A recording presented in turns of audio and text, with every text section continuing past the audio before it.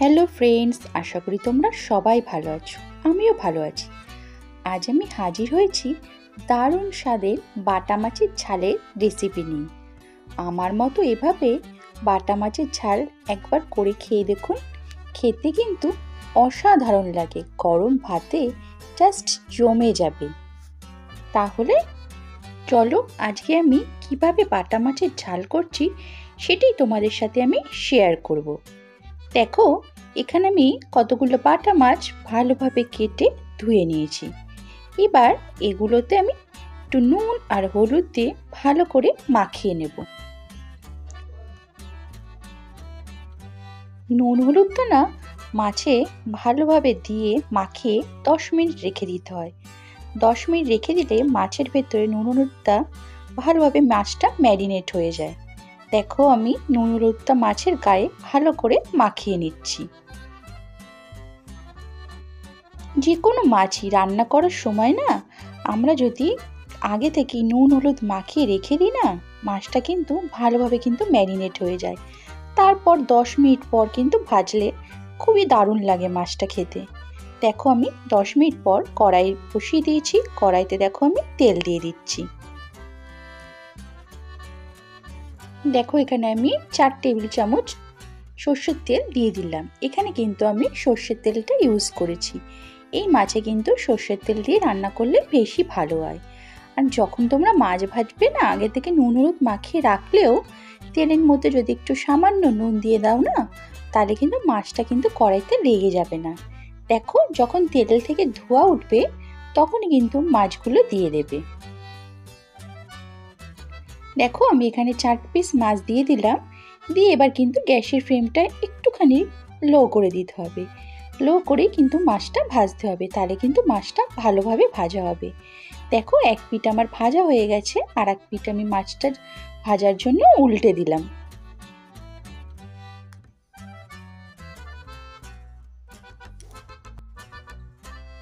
দেখো, আর এক পিঠ কিন্তু আমি উল্টে দিলাম।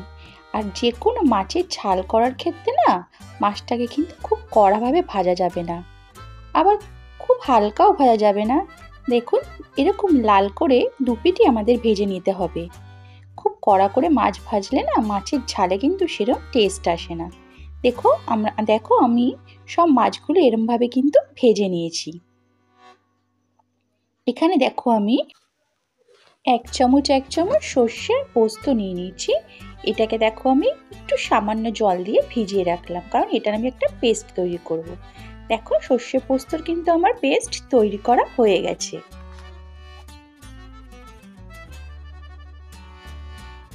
দেখো, ওই বাকি তেলটার মধ্যেই কিন্তু আমি এবার মাছটা কিন্তু করে নেব।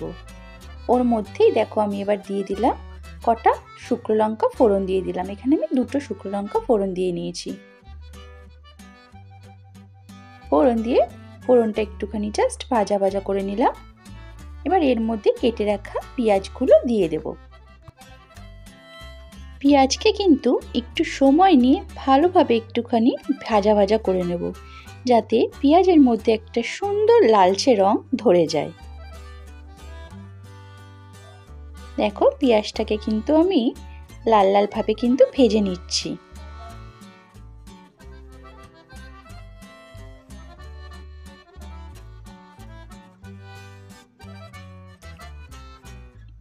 এরপর দেখো আমি সর্ষে পোস্ত পেস্টটা কিন্তু এর মধ্যে দিয়ে দিলাম।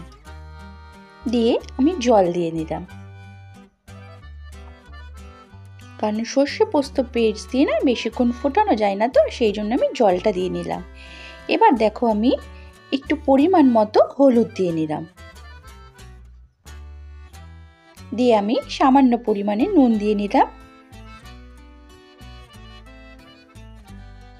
দিয়ে এটাকে দেখো আমি ভালো করে একটু ফুটিয়ে নেব।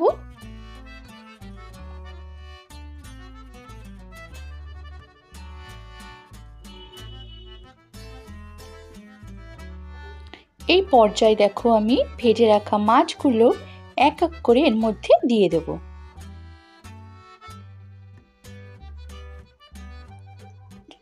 সব ভেজে রাখা মাছগুলো কিন্তু দেখো আমি সর্ষে পোস্তর মধ্যে দিয়ে নিলাম। দিয়ে একটুখানি নাড়াচাড়া করে নিচ্ছি। এবার কিন্তু গ্যাসের ফ্লেমটা একটু লো করে মাছটা কিন্তু আমি 5 মিনিটের জন্য একটু ফুটিয়ে নেব।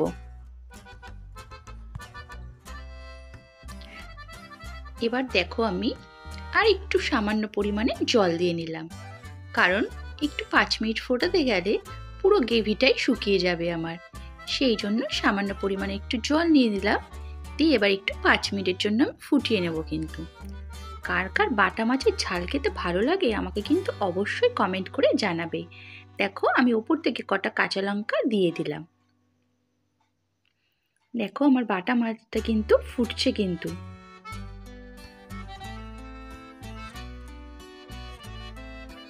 এরকম ছোট ছোট বাটা মাছের ঝাল খেতে আমার কিন্তু ভীষণ ভালো লাগে। আর গরম গরম ভাতের সাথে আর এরকম যদি বাটা মাছের ঝাল থাকে কিন্তু দারুণ লাগে, খাবারটা জমে যায়। দেখো এই পর্যায়ে কিন্তু আমি কেটে রাখা কিছু ধনেপাতা দিয়ে দেব। ধনেপাতাটা কিন্তু ঠিক নামানোর আগেই দিতে হবে। এরকম ঝাল জাতীয় কিছু রান্নায়, বাটা মাছের ঝাল বা কোনো কিছু ঝাল জাতীয় রান্নায় ধনেপাতা দিলে কিন্তু রান্নার টেস্টটা আরো দ্বিগুণ হয়ে যায়।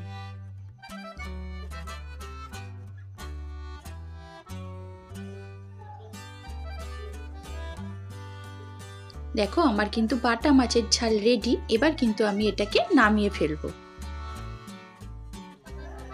তাহলে বন্ধুরা, কেমন লাগলো আমার এই বাটা মাছের ঝালের রেসিপিটা? ভালো লাগলে অবশ্যই একটু লাইক ও শেয়ার করে দেবে।